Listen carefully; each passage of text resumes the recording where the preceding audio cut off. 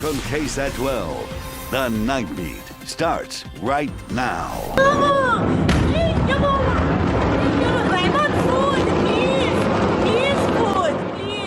Look at that, a San Antonio couple capturing the blast in Beirut on camera. Heavy smoke sent into the air as the couple looked on from their condo. It was just moments later, another powerful blast would erupt.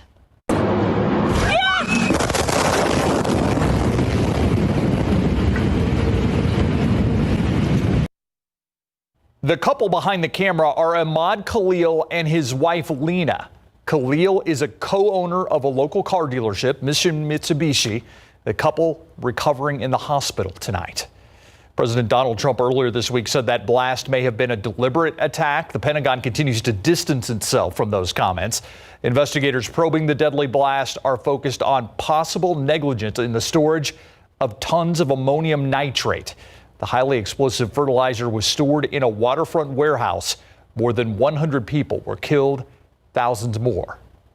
More than 100 people were killed, thousands more were injured. Well, the latest now on COVID-19 in our community. A transition to a new COVID tracking system is complete, and the numbers tonight are firm. Mayor Ron Nirenberg providing the update after a pause in data earlier this week. Today, 325 new cases reported for a total nearing 42,000, and 12 more deaths reported, taking us over the 400 mark. Over in our hospitals tonight, we have 13% of staffed hospital beds available in our area.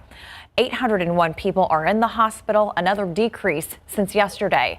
345 people are in the ICU, and 238 people are on ventilators. For the first time in 5 months, people will be able to visit their loved ones at nursing homes, but there are some limitations. You have to be outside visits, no contact between the two, and the facility that you may go to has to have no confirmed positive COVID cases in the last 14 days and no active positive cases with residents.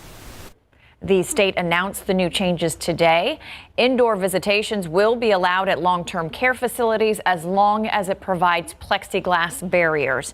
There must also be no active cases in residents and no confirmed cases among staff in the last 14 days. To an update now on that questionable COVID-19 testing the FBI says was happening at a facility in New Braunfels. A federal judge in San Antonio now granting a temporary restraining order against the business. Just this past weekend, the FBI announced the COVID-19 tests at Living Health Holistic Healing Center should not have been used. Because of today's order, that facility cannot offer coronavirus tests while the investigation is underway. Prosecutors say the facility's owner, Leslie Tatum, falsely claimed she was qualified to administer those tests. We've now learned the complaint involves antibody testing kits the facility sold for $85 a piece. Those were not authorized by the U.S. Food and Drug Administration. Just 8 months old and a survivor of COVID-19. Valentina's symptoms started with a rash, but she soon got worse. She's one of hundreds of children who have tested positive for the virus in Texas. That child is from the Rio Grande Valley, where hospitals are overwhelmed. The Night Team's Tiffany Huertas with Valentina's fight against COVID-19 and the symptoms parents need to keep a close eye on. She had this rash in her and all over her face, and it was getting worse and worse by the day. Vanessa Martinez says her daughter, 8-month-old Valentina Victoria, began showing symptoms in early July. I took her to the ER twice and told her that she might be exposed to somebody, which was my dad, for COVID. So if they could test her, and since she didn't have a fever or a cough, they didn't want to test her. Vanessa says they gave her something for the rash and antibiotics, but Valentina continued to get worse. Valentina wasn't drinking her bottle. She wasn't eating. And she was very weak. On July 6, Vanessa took Valentina to her pediatrician. The doctor immediately called the ambulance, the paramedics, and they rushed her to the hospital. She says Valentina was admitted to Valley Baptist Medical Center in Harlingen and tested positive for COVID-19. Vanessa says her daughter was given antibiotics and steroids, and that's when she began to feel better. As you can see, her skin is clearing up. Valentina is now COVID-free. Vanessa hopes people will see Valentina's story and take extra precautions. So a lot of people here, they only thought it would affect the adults and not children. So you would see children without masks and not, taking precautions or anything like that. I myself was one of them. Vanessa says her 2-year-old son also tested positive for COVID-19. The most common symptoms are fever and cough, but some children go without showing any symptoms. Others get a rash. The CDC recommends parents to always be on the lookout for symptoms. Tiffany Huertas, KSAT 12 News.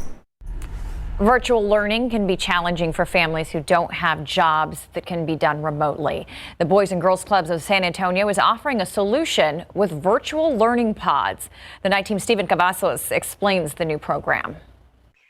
There's no 100% safe place right now. I mean, we have to be honest with ourselves. A new reality families have been forced to face. With the school year approaching, households have been turned into classrooms. But Renee Garvins with the Boys and Girls Clubs of San Antonio says many kids struggled with virtual learning. There were lots of reasons why kids disengaged, none of which were that they didn't care. The Boys and Girls Club surveyed their families and learned 30% were not ready to send their students back, and 54% say their students need a place to learn. Garvin says that's because most parents they help work essential jobs. Parents have to work, and we know that our low-income families don't have jobs. That can be done from home. Because of that need and the need for the nonprofit to pivot due to the pandemic, it will offer low-cost virtual learning pods this fall. Pods serve as an alternative learning place and is made up of a small group of students. Parents can hire a teacher or tutor to help the group through their education. The Boys and Girls Club has hired aides to help students log on to their curriculum, no matter which school they attend. They'll also help students with any tech problem. The nonprofit believes learning pods should be an option for all families. It's not something we would have ever imagined ourselves doing, but we are committed to doing it for as long as our families need it. The facilities have transformed spaces into classrooms that will consist of 10 to 12 students. Masks will be required and temperatures will be checked at the entrance. Garvin says she's unsure how long students will be away from the classroom. I really do worry about what happens if this continues for months and months and months. But she says the Boys and Girls Clubs is committed to helping students succeed no matter where they are. Our mission is to help them catch up. And it's, we need to rise to the challenge right now. Stephen Cavazos, KSAT 12 News. The program is set to launch on August 17th. There's currently a waiting list. The Boys and Girls Clubs of San Antonio plans to increase capacity once it becomes safer to do so. We've seen the protests against police brutality, others calling for local officials to defund the police. But during today's San Antonio City budget proposal, defunding didn't seem to be happening. The $2.9 billion budget proposal would make tens of millions in cuts next year.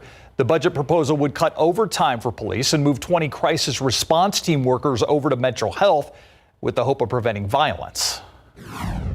Part of the strategic plan for Metro Health to look at how we create safer communities from adverse childhood experiences to domestic violence prevention. And this is an offshoot and really a growth of all that work. A scheduled 5% pay raise for officers would put the SAPD's budget $8 million over last year's.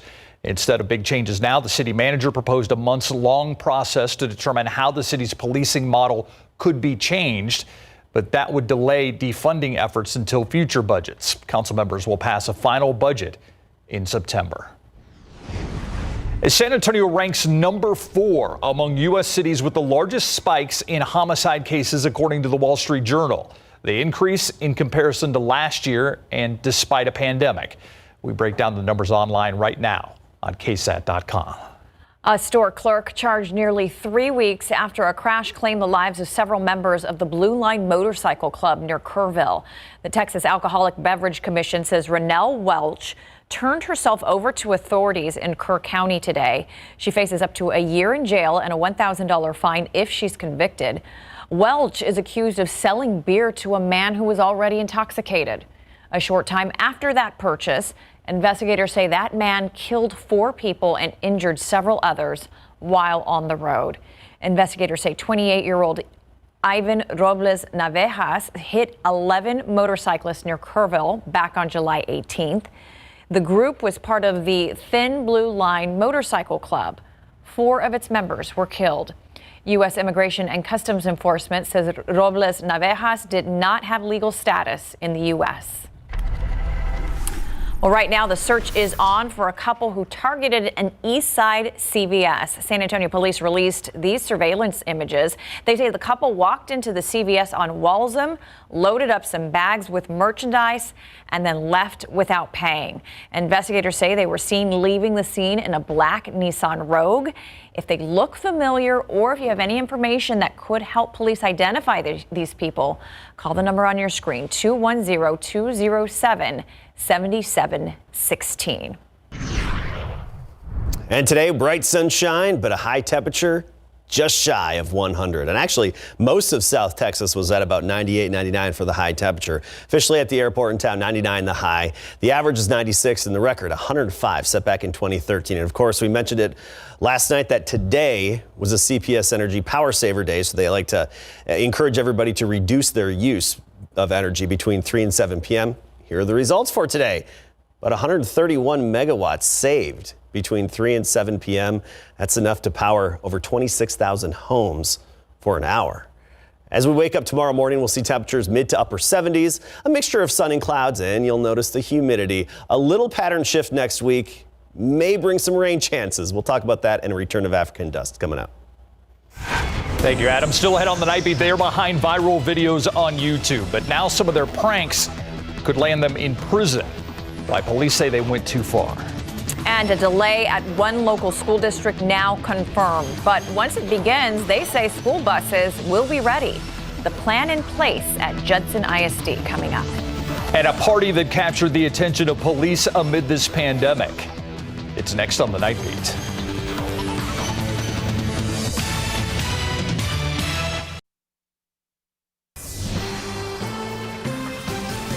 A party amid the pandemic, this massive gathering seen at a mansion in L.A. where many were not wearing face coverings or practicing social distancing.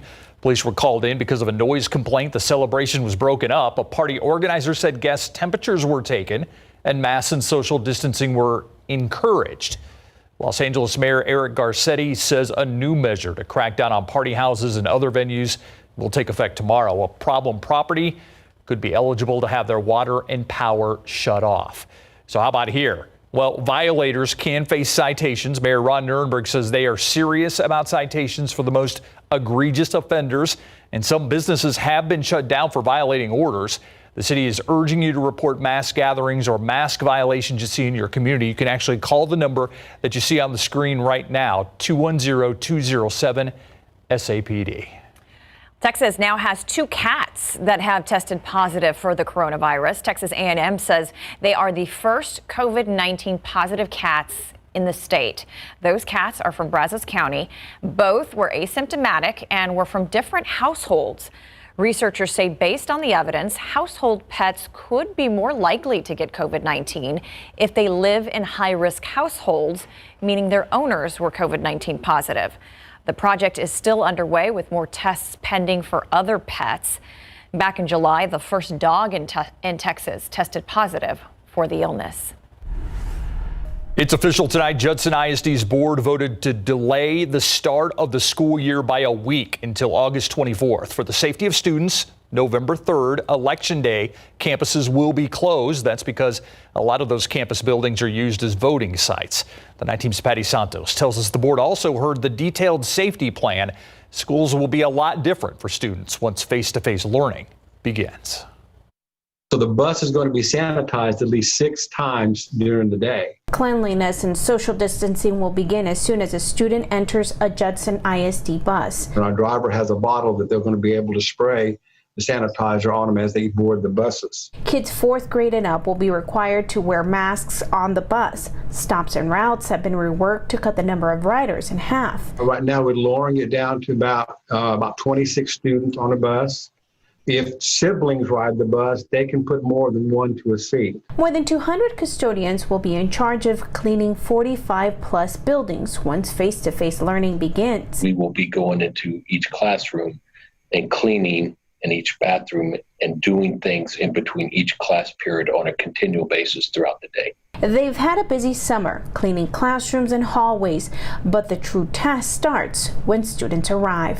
Our eyes are going to be open more to ensure that restrooms are cleaned and remain clean on a regular basis. Classrooms, doorknobs, door jambs are being wiped down on a regular basis. The district tells us they have not hired any additional staff for the transportation or maintenance department. They have simply shifted some schedules around and added some responsibilities to some job titles. Patty Santos, KSAT 12 News. Starting the 2020 election now, what role will propaganda play? Specifically, what we see on social media and in our news feeds. Tomorrow, we take those questions to an expert. A live stream discussion with Trinity professor Aaron Delwich about computational propaganda, COVID-19, and the assault on democracy. It takes place tomorrow at 2 p.m. I'll be part of this conversation with the professor, and we'd love to include your questions. You can watch live on KSAT.com. Again, it's tomorrow at 2 p.m. Let's take a live look outside with live cam this evening. 88 degrees out there. Feels like August. It is August. Yeah, I love this shot. I'm ready to fast forward to December. I don't know about you. I love this shot of the flag, and then you've got the Alamo off in the distance, the Tower Life building. Beautiful shot of downtown. Yeah, and we showed that shot of the Alamo, the tight shot from Sky 12 at, what was it, 5 o'clock? 5 o'clock, yeah. It was weird to not see any visitors. That's I know normal. It's the time we live in right now, but that's what was Yeah, usually there are a lot of people outside taking pictures. Taking pictures. Nobody. Yeah, there wasn't anybody in front of it there in that at 5 o'clock. Anyway, the newest drought monitor is in, so I want to talk about that, give you a comparison, talk a little bit about the African dust, and a little pattern shift that's going to affect us next week, which may bring some hope for rain. All right, this is last week's drought monitor. Remember, this is updated every Thursday, and I like to show you the previous one just to give you a baseline and grounds for comparison.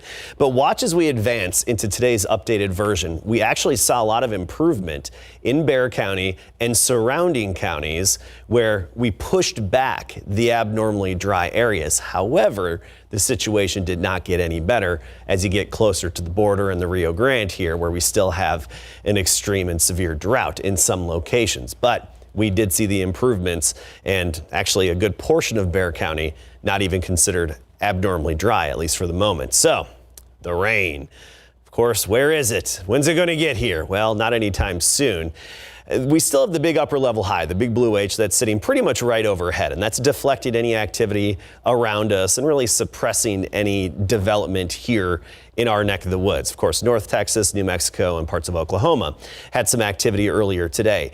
But as we go forward in time here, we're going to see a little shift. This upper level high is going to center itself over Arizona and New Mexico. That's better news for us. I mean, it's not great news. We could use a big upper level trough and something to stir things up. But when we push this high westward, it gives us this northerly steering flow, and that's good because it opens the door for any available disturbances to move on in. We just need to wait for those disturbances, but sometimes they get embedded within that upper level flow. It happened on Monday, and that really produced well for us, and it could happen again toward the end of next week. Saturday, Sunday, a 10% chance. It's mainly some coastal isolated pop-up showers with that very off chance one or two could make it to the I-35 corridor. Then with that pattern shift next week, I'm starting to throw in a 10 to 20% chance of rain, so maybe a few isolated showers. There's a little bit of hope for it. As for the Saharan dust, we're tracking this plume right now that's over the Caribbean and even parts of Cuba. And as we get on into the upcoming weekend, we do think it's going to affect us a little bit on Sunday. By Saturday, still offshore over the Gulf of Mexico.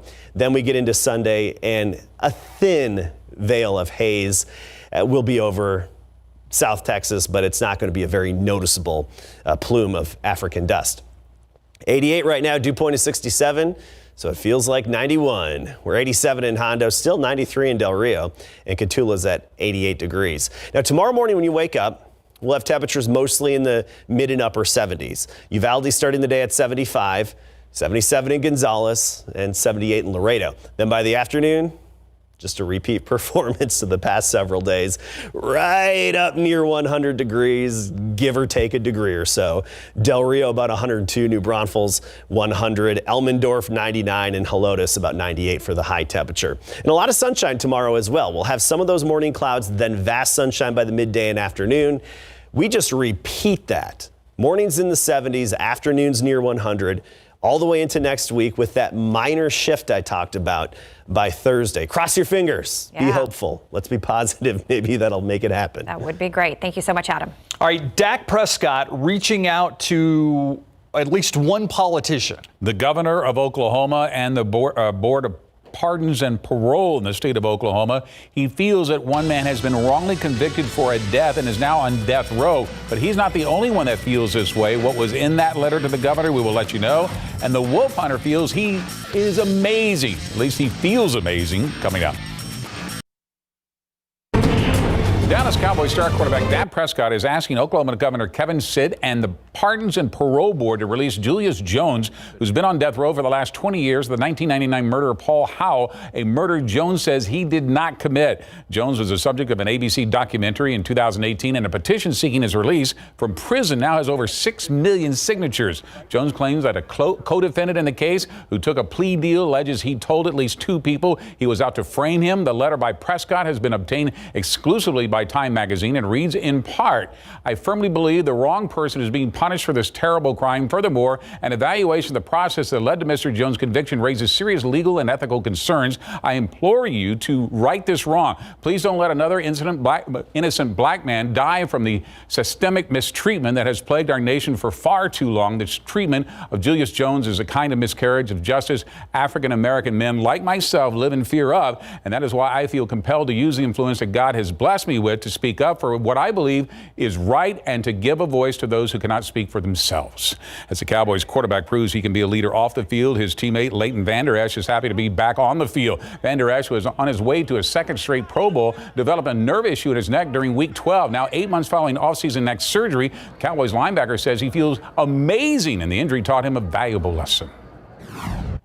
I think that was a big learning moment, growing up moment for me. And kind of putting things in perspective and just always keeping on your toes and to never take things for granted because it can be taken away from you like in the blink of an eye. But I put that behind me and I'm ready to go this season, and we're guns blazing forward right now. So it's time to go, and I'm just excited to be back on the field. Good to hear. New head coach Mike McCarthy has so much faith in Vander Esch. He will call the plays on the field this season as middle linebacker. The Houston Texans will be relying on both Brandon Cooks and Randall Cobb this season after trading away DeAndre Hopkins to the Arizona Cardinals. Cooks came to Houston via trade with the LA Rams after Cooks saw his production drop off last season with less than 600 yards in the air after recording 4 straight years of over 1,000 yards each. Cooks suffered concussions that forced him to miss 2 games, so that was his 5th in the last 6 seasons. So that's a concern, Brandon. I'm not worried at all. If there's any hesitation or worry, I wouldn't be here right now. But, at the end of the day, things happen in this game that, you wish don't happen. I'm comfortable and I feel great, and I look forward to continue to just, do what I have to do and go out there and give it my all. What concerns a lot of folks is the fact that Cook suffered 2 concussions in just 25 days last season. The Fighting Texas Aggies are ranked 13th in the USA Today First Coaches Poll. They are one of 6 SEC teams and the highest rank in Texas, just ahead of the Longhorns, who came in 14th. It's the highest preseason ranking for the Aggies since they were tabbed as 6th in 2013. Clemson is preseason favored at number 1. The Spurs may have just gotten a big break. Next. Our San Antonio Spurs coming off back-to-back losses inside the NBA bubble may have gotten a big break when they go up against the Jazz tomorrow. The Jazz are fighting to hang on to that 4th playoff position in the Western Conference. Will be down 4 starters tomorrow. Mike Conley is out with right knee soreness. Donovan Mitchell with a left foot strain. Royce O'Neal with a right calf soreness. And Rudy Gobert resting. The Spurs need a win to stay in the race for at least the 9th position in the Western Conference or a chance to play in for the postseason. Here's that matchup. It's an early tip time for you tomorrow. 12 noon, highlights for you tomorrow at 5. Now to the 102nd PGA Championship being held at Harding Park in chilly San Francisco. We're on the 7th hole. Bryson DeChambeau actually breaks his driver while leaning on it to pick up his tee.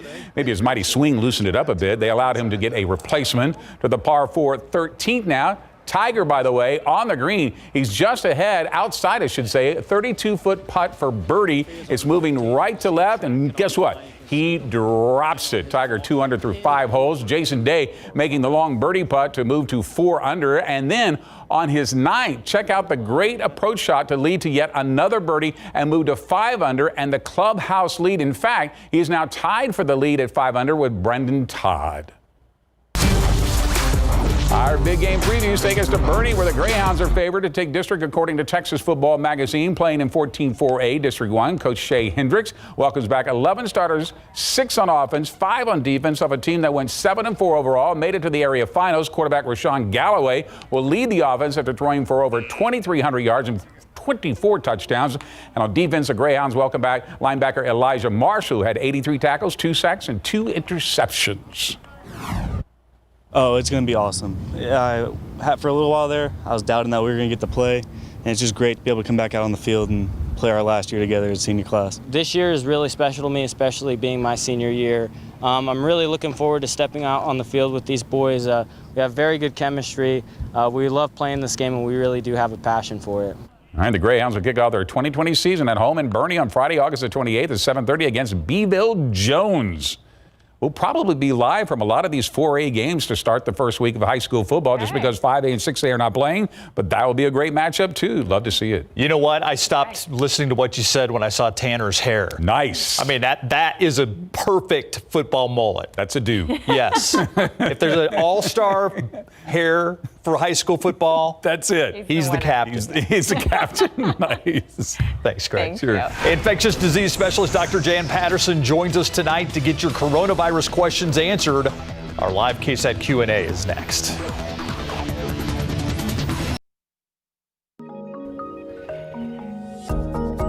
It's a segment where we try to separate the facts from the fear that are out there around so many issues that we deal with, and coronavirus is perhaps the biggest issue that's going on right now. We are pleased to be joined by Dr. Jan Patterson from UT Health San Antonio. Doctor, thank you for staying up late with us tonight. We really appreciate it.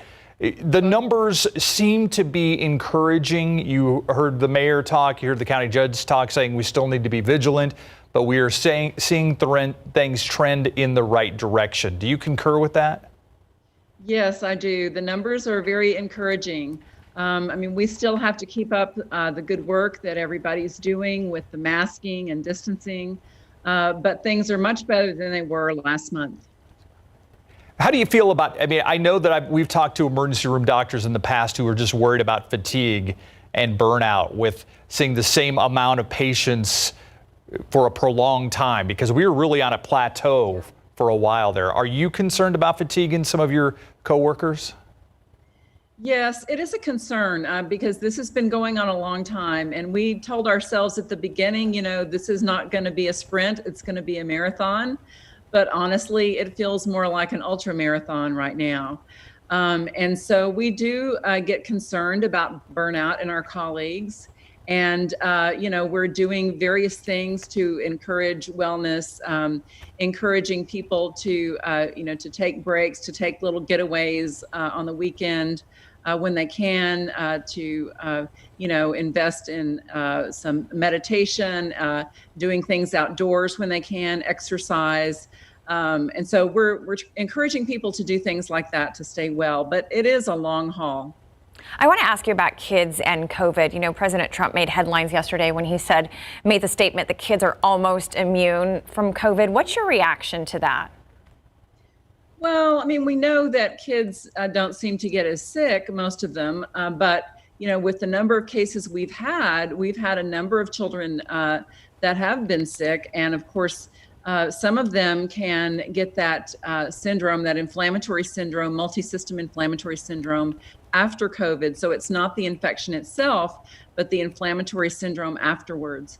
So I don't think we can take for granted that kids are absolutely not going to get sick with the disease. One of the things we like to do during this segment is take some of our viewer questions. And I had one of the viewers write me, and we've been talking a lot about elementary and high school students, but there's also college students that are heading back to some campuses. The question is, could someone ask the medical experts about whether it is safe or wise for college students to move into a dorm right now? I'm most concerned about the HVAC system and just college kids ignoring social distancing. That comes from one of our viewers, Leslie.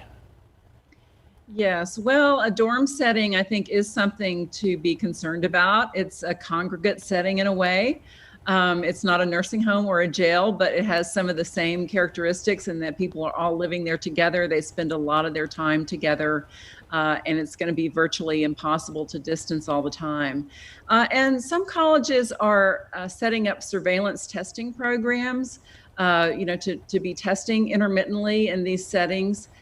To make sure to see what's going on and if there's some asymptomatic cases and detecting cases early so that they won't have large outbreaks. So I think it would be important to look into that and see what the particular school is planning to do about surveillance testing in dorms. Speaking of back to school, there's so much preparation for parents as their kids get ready to go back to school. From a medical standpoint, what can parents be doing now to prepare their kids for back to school? Well, I think if they haven't gotten used to wearing a mask, that's a good thing to do, to get used to that. And many are going to be learning remotely. And so getting used to that technology and all of that is going to be very important.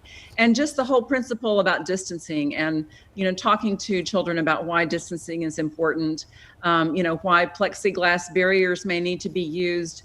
That it's just a different time right now. And so things are going to be different than they were before. I personally am trying to temper my expectations when it comes to a vaccine that's going to hopefully be the ultimate end to this pandemic. How are you looking at some of the vaccines that we're seeing that are entering, kind of the third step, the stage of the trials that are out there? And some of these trials happening right here in San Antonio. Yes, that's right. We're actually very fortunate because there's a lot of trials that will be happening here in San Antonio, some already going on. I'm optimistic that that vaccines will be helpful to us. But there's, even when you have a vaccine, you've got to manufacture it and distribute it. So it's not going to end suddenly. This is going to be over a period of time. But we've already got vaccine trials going in San Antonio at Clinical Trials of Texas. The Military Medical Center will have one going soon. UT Health will have another one, and the VA is in discussions about that as well. So we're really in a good place in San Antonio for opportunities for vaccine, and it'll be great to have our residents take advantage of that. As a medical expert and professional, do you feel anxious about the upcoming Labor Day holiday, considering what we saw over Memorial Day and July 4th? What are your thoughts and feelings on that? Well, yes, we're concerned about that because we saw what happened after Memorial Day and after July 4th, after Mother's Day, after Father's Day, all those times when families get together and there's social gatherings. And I would just say that we still need to keep our guard up. We're still dealing with this. We still have higher rate of transmission than we would like to have in our community. So we need to keep masking. We need to limit our gatherings. And we need to do that for our community and for our children, especially for getting ready to go back to school. What's the latest on remdesivir, which is thought to lessen the effects of COVID-19? Where are we in the trials that are going on with that? So at University Hospital, the Act 3 trial involving remdesivir started today. And in that study, the patients will get remdesivir, all the patients will get remdesivir, and then they'll get another drug with it called interferon beta 1 alpha. So half the patients will get remdesivir plus that drug, and half the patients will get remdesivir without that drug, and we'll see which group does better. This interferon beta 1 alpha is an immunomodulator, and we found that some patients with severe disease had low levels of it. And so there's reason to think that it may be beneficial in preventing severe disease. So that study got started today. Dr. Jan Patterson with UT Health San Antonio, thank you so much for your time. We appreciate it. And I'm excited because you're married to Dr. Tom Patterson, correct? That's right, yes. Okay, so I've interviewed him for a live stream. Now I've interviewed you on KSAT Q&A, so I've interviewed both ends of the dynamic Dr. Patterson duo. So I feel like maybe I've done a daily double here. There you go. That's right. We're a paradox. I appreciate your expertise and your help with us tonight. Okay, thank you. All right, take care. Thank you. We'll be right back. Never miss a story. Watch live or when you want. San Antonio's latest news and weather, streaming free on KSAT TV. A governor from one state who closed bars and restaurants before many others testing positive for COVID-19. President Donald Trump weighed in on his case and also gave a timeline for a potential vaccine. All of this coming as deaths in the country continue to climb, and officials are taking stricter actions with crackdowns. ABC's Zareen Shah has a story. New coronavirus cases in 11 states now decreasing. But despite that small glimmer of hope, the overall numbers still grim. Over 2,000 reported deaths in the last day, pushing the total count to over 160,000 in the U.S. 3 of the lives lost from the same Florida family. A grandma and her 2 sons dying in 1 week, all alone. I just hope that when he passed away,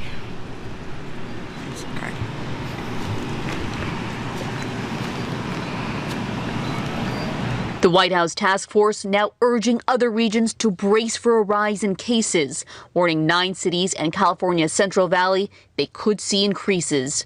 I give it 2 weeks and someone's gonna die. Someone that didn't have to die. The president trying to offer a solution to many more Americans fearing they might test positive too, saying a vaccine might be ready by Election Day.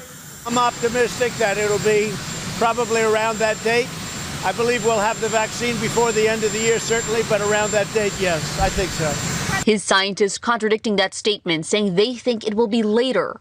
My projection, which is only a projection, is that somewhere towards the end of the year, the beginning of 2021, we will know whether we have a safe and effective vaccine. Meanwhile, authorities forcing crackdowns, attempting to curb the spread. LA's mayor saying he will cut off power to places hosting parties. By turning off that power, shutting down that water, we feel we can close these places down. Zoreen Shah, ABC News, Los Angeles. Around America tonight, they are twins and they've become celebrities on YouTube for their pranks, but one joke could get them some prison time. Police say Alan and Alex Stokes staged a prank in California back in October, pretending they had just robbed a bank and then ordered an Uber. The Uber driver refused to drive, and a bystander called police thinking it was a carjacking. More than a dozen officers responded. Police ordered the driver out of the car at gunpoint before determining he was not involved. Police gave the twins a warning, but say they pulled a similar stunt hours later on a college campus. The twins could get up to 4 years in state prison. Over in Seattle, Washington, the city council there is moving forward with plans to defund the police department. The council members are looking to cut about 100 officers in the coming months and promise deeper cuts next year. The council is also looking to change the city's navigation team, which activists say unfairly sweeps up people in homeless camps.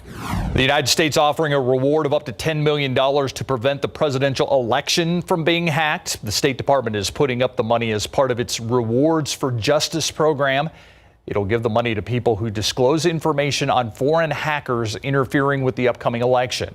A Senate Intelligence Committee report in April found that Russia engaged in efforts to influence the outcome of the 2016 election.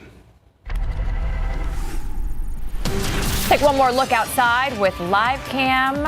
88 degrees out there right now, Adam. Yeah, we could use some rain. We're looking for rain, obviously. Luckily, we had a good splash on Monday, but the newest drought monitor is in, and compared to just a handful of months ago, more of the state is in drought. We actually saw improvements here in Bearut County. A good chunk, I'd say 3/4 of the county now, not even considered abnormally dry for the time being. As for the state, 33% in drought. 3 months ago, 13% was in drought. And there were some pockets of showers the past couple of days in other parts of Texas. High temperatures right around 100.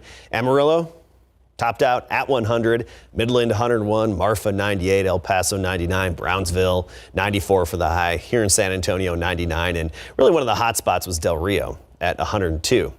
Nice sunset this evening. We didn't have the extra haze in the sky from the African dust, but by Sunday we anticipate a little bit of that back in our sky. The average high this time of year, 96. We'll be running above that for the foreseeable future. The record high today, 105. That was set back in 2013. So I mentioned there were some pockets of rain. You get into the Panhandle, some parts of North Texas here, and into Oklahoma. Yeah, they got some showers, and even New Mexico. Upper level high centered a little too close to us, kept those impulses and those pockets of energy away from our area. But as I said earlier, once this slides westward by next week, the middle of next week, it's going to open the door for some impulses to move in. We just have to hope that a few little swirls of energy in the atmosphere move overhead, because the door's going to be open. Right now it's shut off, but by the end of next week we may see some isolated pop-up showers again. Right now, Rio Medina's 83, 86 in Canyon Lake, and Stinson right now at 85. Pretty uniform temperatures. It's pretty basic out there right now, mostly in the 80s. The dew points, though, on the rise from earlier today. That southeasterly breeze off the Gulf of Mexico boosting that humidity, and it's pretty thick. Dew points low to mid 70s, so we're feeling it. And of course, we'll feel it all the way through the morning hours. That's going to lead to some of those lower clouds to start the day. Nothing in terms of clouds out there right now. We'll have some of the patchy clouds in the morning. 77 at 7 a.m. By noon already in the lower 90s, and then right near 100 for the high temperatures. So another hot afternoon, but we're not talking record challenging heat. And this is going to be the trend all the way through the weekend and even next week. As for the weekend and for rain chances, I think we'll have a few coastal showers pop up. Those ones that come in with the sea breeze along the coastal plain. There's that 10% chance one or two could make it to the I-35 corridor, but rain chances are pretty bleak. Right near 100 all next week. Then we get into the middle and end of the week when I mentioned that pattern shift. Upper high moves west, opens the door for any potential disturbance, and we could kickstart a few isolated showers again by this time next week. Cross your fingers. Yes. Thank you, Adam. Thanks, Adam. How low will they go? Mortgage rates have sunk even lower, and who real estate agents are crediting when it comes to a rise in home sales. Next on the Nightbeat.